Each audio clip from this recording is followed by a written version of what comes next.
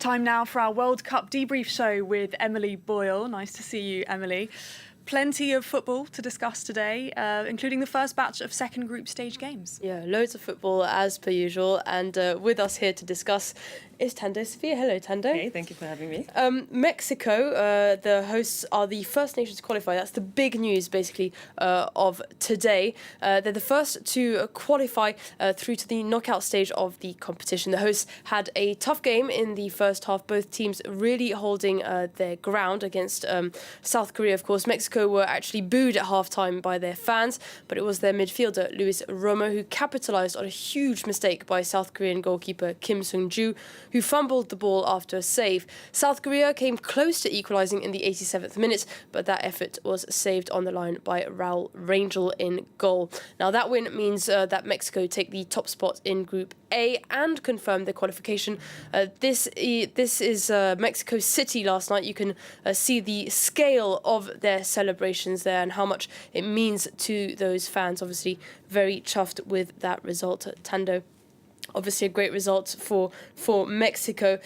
How far could this team go? I think they can make it perhaps past the round of 32, depending who they get selected with. So I think all eyes on that selection. Now we're all focusing on who's going to be advancing. The upcoming round of games is going to be very crucial. We're all watching with bated breath for all the teams that are participating. But I think for the Mexicans, let's just start off by saying congratulations for making it through. And then with preparation, then you'll see who the opponent is. But I think that they don't have plenty to change. South Korea perhaps were slightly easier. It looked a bit disappointing last night. Yes, I'd say slightly easier than what South Africa did against Mexico. Yes, the scoreline was 2-0 against South Africa, but I do think that South Korea, I wouldn't say lackluster, but I do think that they made it a little bit easier for the Mexicans to qualify. They also have home advantage. So we're speaking of altitude, we're speaking of supporters. So many things contribute to why Mexicans can be performing so well, but I do think that they're a talented side that can make it quite far. Seems it was a good night for hosts in general, right? Yeah, a very good night to be a host. Hopefully this evening it can be the same for the United States, because Canada managed to take home their first ever win at a World Cup, and in absolute style. They scored twice as many goals as they had ever scored in a World Cup up until that point, getting a whopping 6 goals past Qatar, who went down to 10 men shortly before half-time after a red card. Jonathan David got his first goal of the evening right before the break, and the second half, as you can see, there was a flurry of goals coming from Nathan Saliba and Jonathan David, following in Lionel Messi's footsteps, scoring the second hat-trick of the tournament. Now, unfortunately, a brutal foul spoiled the party slightly, as Ismail Kone suffered a horrific double fracture in his tibia. You can see him there being stretchered off. That led to a second red card for Qatar, who finished the game with 9 men. Let's listen to Canada's coach, Jesse March.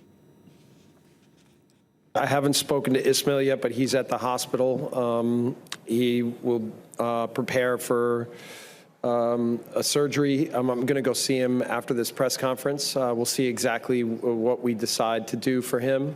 It was right in front of us, and everyone could hear the bone snap.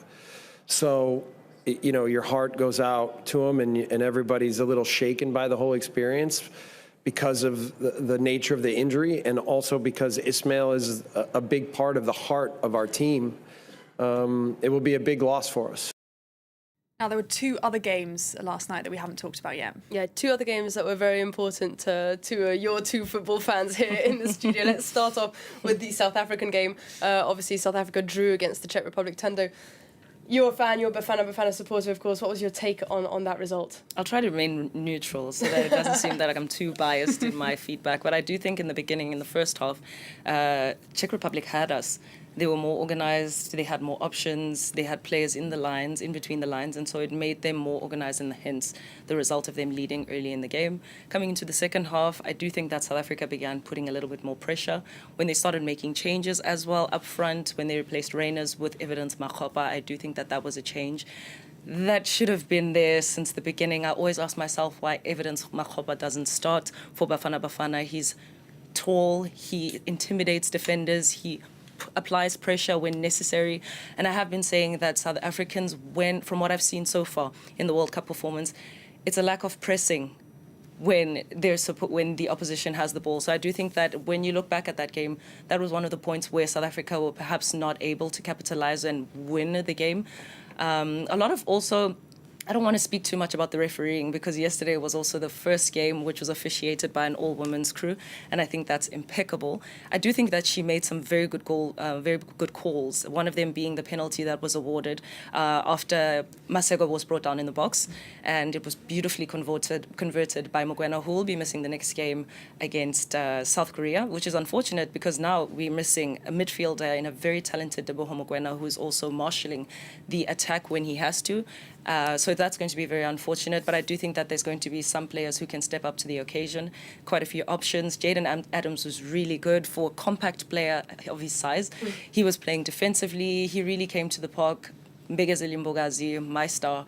He performed so beautifully. As a defender, he's incredible. I did see, though, in the goal conceded, that he was part of the defense that made an error to concede that goal because of placement.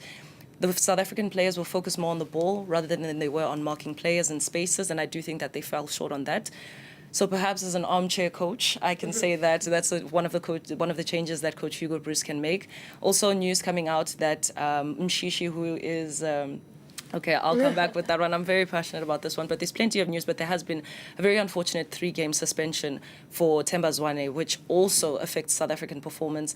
But on the other end, with South Korea, who's the next opponents, Kang In Lee, who is the PSG player, might be out of this one as well. So a lot of players missing the next game. So technically, tactically, and also with selection, we're all looking to see what's going to happen. But hopefully, South Africa can make it to the round of 32. Hopefully. They still got, of course, a chance to make it elsewhere. Of course, Switzerland won 4-1 against Bosnia and Herzegovina.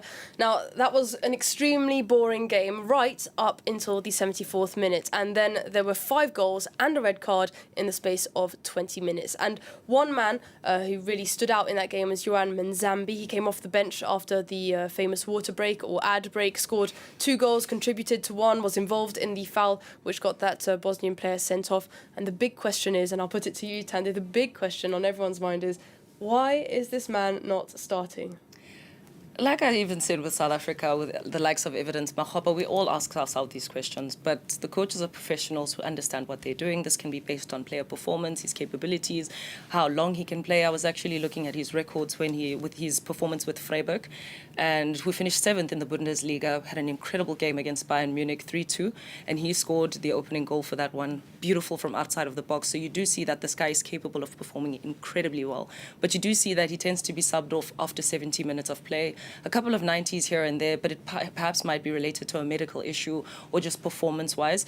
He is still young, so he's probably still getting a little bit of game time while earning some experience as well, but he's exceptional, and I look forward to see what he's going to be bringing for the rest of the tournament. Me too, of course. Let's have a very quick look again over those scores. Obviously, in Group A, the Czech Republic drew against Bafana. Switzerland get their first 3 points against Bosnia and Herzegovina. Host Canada get a historic 6-goal win against Qatar, and Mexico qualified to the next round thanks to their 1-0 win over South Korea.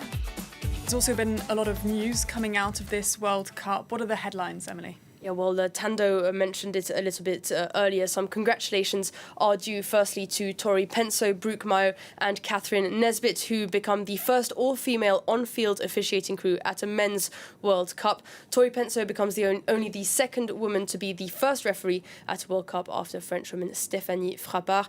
Only 6 of the 170 officials at the World Cup are women. Meanwhile, in some other news, Moroccan defender and PSG superstar Achraf Hakimi will stand trial in France for rape. The case dates back to 2023 when a woman accused Hakimi of touching her without her consent and then raping her at his home. Hakimi denies the allegations and no date has yet been announced. He will be playing during the Morocco game against Scotland later this evening. And finally, from the World Cup news, the Iranian national team has announced it will be lodging a complaint against FIFA, claiming they are being subjected to travel restrictions during the tournament in North America, despite having submitted their preparation schedule in advance. The Iranian team had hoped to be able to travel to the US 2 days before the 12 p.m. game in Los Angeles in order to have time to train and adapt to match conditions. Their request was turned down by US authorities, and Iran's next game is on Sunday against Belgium. Let's have a look at the upcoming games then. Scotland up against Morocco. Yeah, of course, that all kicks off later this evening at midnight Paris time. The Scottish fans already put on a show last time, and they've been flooding the streets of Boston in anticipation for their second game of the tournament. France 24's own Selina Sykes is in the heart of the action. Let's take a listen. No Scotland, no party. Festivities are in full swing here in Boston, which has been taken over by the Tartan Army as Scots are here for their team's first World Cup since 1998. Kilts and bagpipes are everywhere you look in the city. There's also been drunk dry by the Scots. Bartenders have reported dwindling beer supplies over the past week, and as you can see, spirits are high among the Scottish fans after that first 1-0 win in their opener against Haiti, but a tougher task awaits them next: Morocco. It's brilliant. It's great for me. I used to go to all the World Cup finals, and then we fell away from it, so such a long wait. I might never see another. It's brilliant. It's the first song that should be sung for Scotland fans. Flora Scotland. The wind is on the bus. The wind is on the bus. The wind is on the bus. Harry Kane, the wind is on the bus. The wind is on the bus. The wind is on the bus. Scottish fans have won over the hearts of Boston locals. They've really embraced the city takeover. They'll be sad to see them go because after they face Morocco, the Scottish team will be off all the way to Miami to face Brazil. Well, obviously, Morocco were against some tough opposition last time against Brazil. What do you think they'll take from that game against Brazil into this one against Scotland? Attack.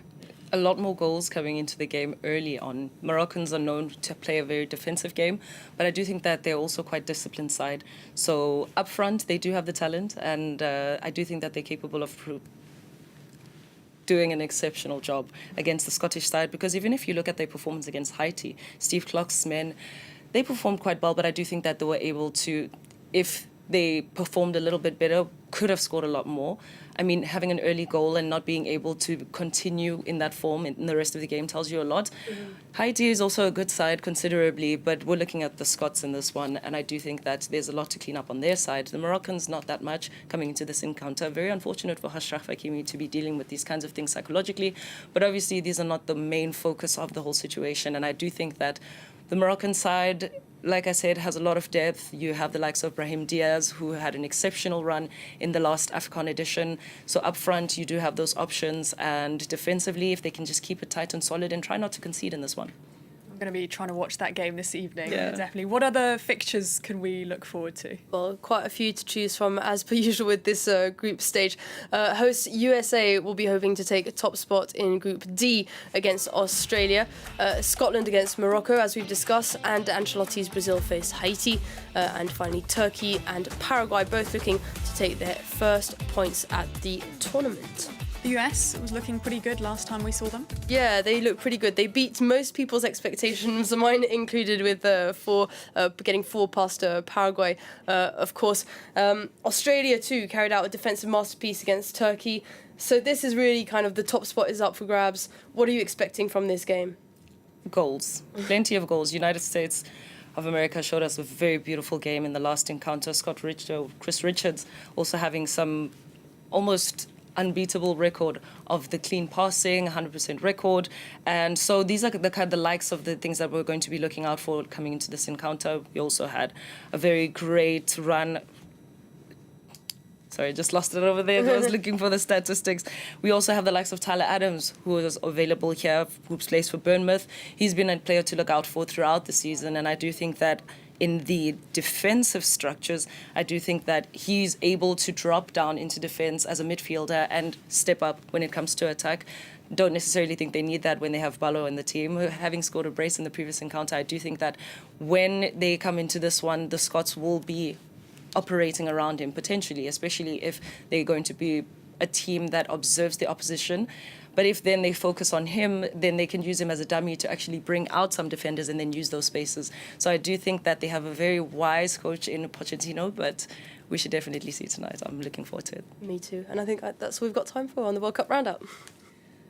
You heard it from Emily, same time tomorrow. A debrief on all things World Cup. We're going to take a short break, but we'll be back with more later.